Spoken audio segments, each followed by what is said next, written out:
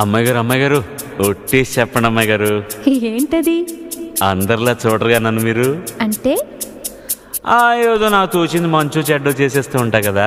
అయితే అయినా నా మీద ఎప్పుడైనా కోపం వస్తుందా మీకు? రాదులే.